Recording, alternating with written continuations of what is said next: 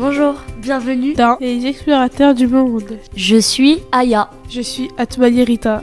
Nous sommes de la maison de quartier de la Bellangeraie. Aujourd'hui, nous partons découvrir le rôle d'un élu local. Nous sommes dans le bureau de Ludovic Brossard, élu du quartier de la Bellangeraie. Ce bureau se situe au dernier étage, sous les combles de l'hôtel de ville de Rennes.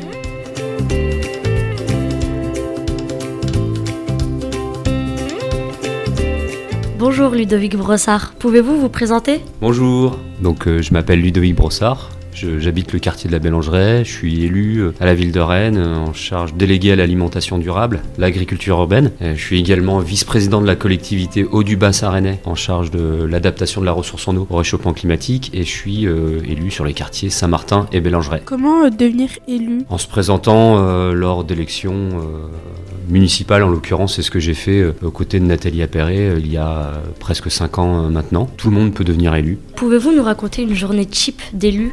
C'est d'abord une journée de papa. On se lève le matin à 6h30 pour s'occuper de ses 2 petits-enfants avec sa compagne. Et puis, une fois que les enfants sont à l'école, donc à 8h30, c'est une journée qui peut débuter par une réunion avec d'autres collègues élus sur un sujet en particulier. On a par exemple différents groupes de travail entre élus sur des thématiques. On a une thématique par exemple sur l'aménagement de la ville, donc on peut se retrouver à différents élus à discuter entre nous et avec des services sur l'aménagement, par exemple la sécurisation d'un carrefour, qui est le carrefour Rochester-Patton, qui est actuellement en travaux du côté de la Bellangeraie.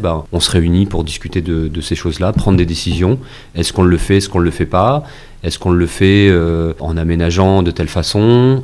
Est-ce qu'on engage financièrement la collectivité et à quelle hauteur ? Donc ça, c'est des décisions qu'on peut prendre entre élus. Ensuite, la journée se prolonge par d'autres réunions ou rencontres avec des acteurs du territoire. Comme je suis investi sur la question de l'alimentation, de l'agriculture urbaine, je peux aller à la rencontre d'associations, comme par exemple le Petit Blonneur sur le quartier du Blône, qui a une cuisine partagée et qui permet aux habitants de venir apprendre à cuisiner. Ensuite, ça m'arrive sur le temps du midi d'aller manger dans une école de la ville de Rennes pour rencontrer des parents d'élèves, répondre à leurs questions sur quel pourcentage de bio dans les repas pris par nos enfants à la cantine, est-ce qu'il y a du plastique, comment est-ce que les repas sont élaborés. Donc ça, ça m'arrive assez régulièrement de déjeuner à la cuisine. Et ensuite, l'après-midi se déroule un peu comme la matinée, des réunions, des rencontres avec les habitants sur tout un tas de sujets autour de l'alimentation, de l'agriculture urbaine, mais pas seulement, aussi tous les sujets qui préoccupent la ville. Et ensuite,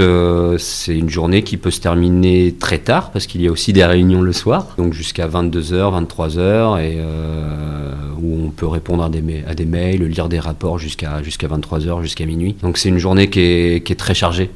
Mais heureusement, on a les week-ends pour se reposer. Comment intervenez-vous sur le quartier de la Bellangeraie ? J'interviens d'abord avec mon œil d'habitant, où je vois quels peuvent être par exemple les dysfonctionnements sur le quartier, problèmes de propreté, de sécurité, d'incivilité. Je vais à la rencontre des habitants, je vais régulièrement à la maison de quartier de la Bellangeraie, voir les équipes de la bibliothèque. J'accueille aussi des habitants dans le cadre de permanences qui sont organisés tous les 1 mois et demi, 2 mois à la maison de quartier de la Bellangeraie, où l'ensemble des habitants peuvent venir me voir pour me poser des questions. Je vais à la rencontre aussi des commerçants, du centre commercial, les médecins. Ensuite, je fais le lien avec ce qu'on appelle la direction de quartier, qui est située à l'ESC, l'espace social commun Simonif, qui est tout neuf, qui a été construit en face du métro de l'arrêt Gailleul. Donc là, c'est des agents de la ville de Rennes qui travaillent vraiment en proximité sur le quartier de Morpas et de la Bellangeraie. Donc j'échange beaucoup avec eux, au moins 1 ou 2 fois par semaine, sur des choses à travailler sur le quartier. Par exemple, il manque un espace jeune autour de la maison de quartier de la Bellangeraie. Ça, c'est une préoccupation. On essaie de trouver des solutions.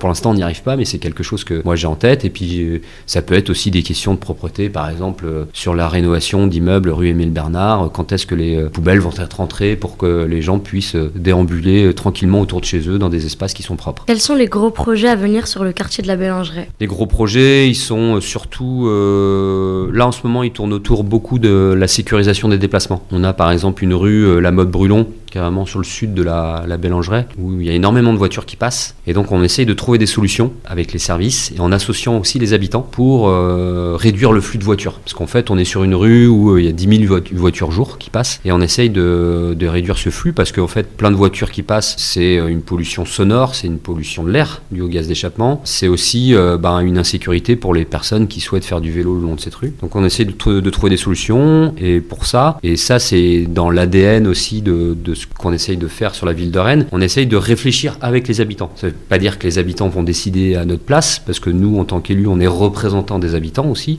donc on défend tous les habitants, mais c'est d'échanger avec eux sur la meilleure solution qui sera prise, et la moins impactante pour eux, mais qui permettra de réduire le flux de voitures. Donc il y a ça, il y a le carrefour Rochester-Pattonne, la sécurisation, parce qu'aujourd'hui c'est très dangereux quand on est en vélo ou quand on est piéton pour traverser ce carrefour, qui fait pourtant le lien entre la Bellangeraie et puis Maurepas, et notamment le Gros Chêne, avec l'accès au métro, et puis le musée des Beaux-Arts qui vient d'ouvrir une antenne aussi au Gros Chêne. Ensuite, on a comme projet de pouvoir, je l'évoquais, avoir un lieu dédié aux 13-18 ans sur la Bellangeraie, parce que c'est clairement ce qui manque. On a une maison de quartier avec des activités, plein d'activités pour les jeunes, mais il manque peut-être un lieu dédié pour ces 13-18 ans qui puissent brancher leur portable plutôt que d'aller à la bibliothèque, rigoler, écouter de la musique et aussi les éloigner un petit peu des dealers qui sont sur le centre commercial de la Bellangeraie, en tout cas des phénomènes de deal, pour éviter l'entraînement qu'on peut constater malheureusement lié au narcotrafic. Donc les projets,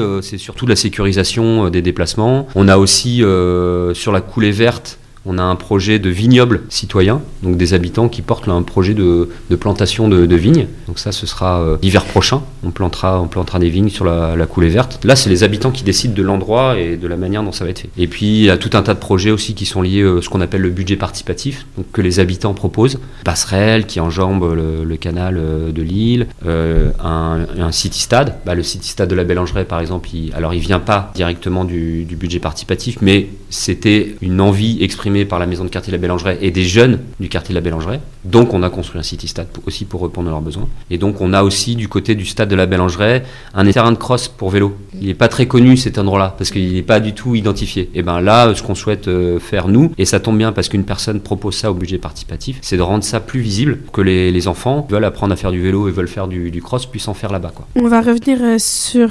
l'avenue Pattonne et avenue Rochester.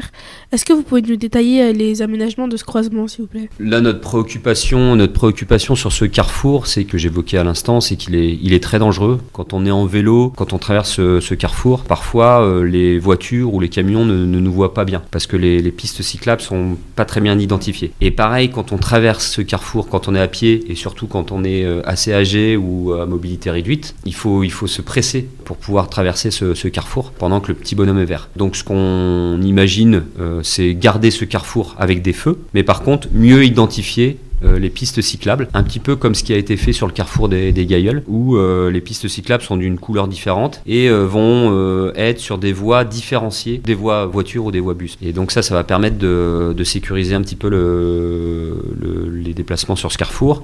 Et en plus, sur le boulevard Armorique, l'idée c'est de garder les deux voies de voiture, mais les mettre sur une seule et même route. Et de garder sur un des côtés du boulevard Armorique un endroit où les vélos vont pouvoir circuler, parce qu'aujourd'hui les vélos circulent sur une piste cyclable qui est un petit peu en concurrence avec les piétons, et donc c'est dangereux pour les piétons. Comment conjuguer vie professionnelle et vie d'élu ?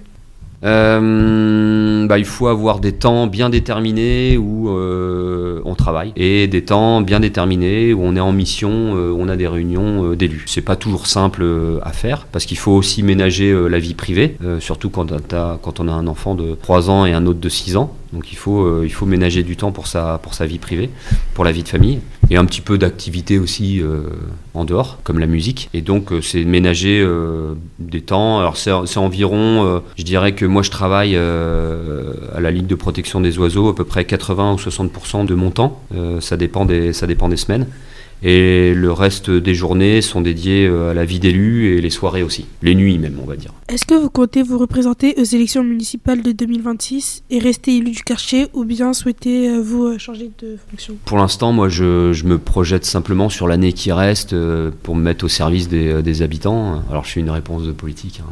Bon, pour l'instant, j'ai pas pris de décision sur la suite. Moi, j'ai encore la flamme pour défendre ce pourquoi j'ai voulu faire de la politique, la lutte contre les inégalités, les injustices, et faire en sorte qu'on puisse prendre un virage vers la transformation écologique de nos sociétés, et notamment défendre le droit pour les enfants de bien se nourrir, le droit pour les enfants de se relier à ce qu'on appelle le vivant, d'avoir accès en bas de chez soi à un espace arboré, où voir les oiseaux nicher, voir des écureuils se balader, pouvoir respirer un air en bonne santé, pouvoir être en bonne santé et ne pas trop s'en préoccuper. Donc ça, moi j'ai encore envie de défendre ça. Est-ce que je le défendrai en tant qu'élu ou autrement ? C'est une question pour l'instant que je me pose pas forcément. Il me reste un an en tant qu'élu auprès de Nathalie Appéré et puis mes autres collègues élus.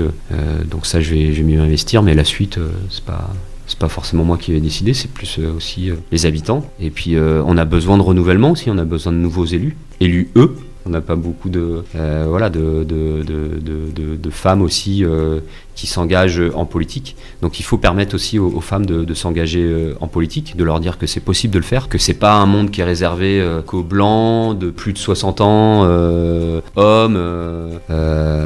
Non, c'est aussi une mission qui peut être dévolue à tous les citoyens. Et moi je trouve que ce qui est important aussi quand on est élu, c'est de pouvoir transmettre les choses et de dire que c'est possible d'être élu. Je me suis pas levé un matin en me disant que j'allais être élu, c'est qu'à un moment donné je me suis investi tellement sur mon quartier. Donc j'habitais le quartier Clenay à l'origine, je me suis investi sur mon quartier, je me suis retrouvé avec Nathalie Appéré qui m'a demandé si je voulais m'investir sur sa liste aux élections municipales, et j'ai dit oui. Mais chacun peut être élu, et je souhaite que chacun puisse l'être. En tout cas, ça serait chouette d'avoir aussi une élue jeune du quartier, Bellangeret, futur élu sur le quartier, ce serait chouette. Merci. Merci à vous.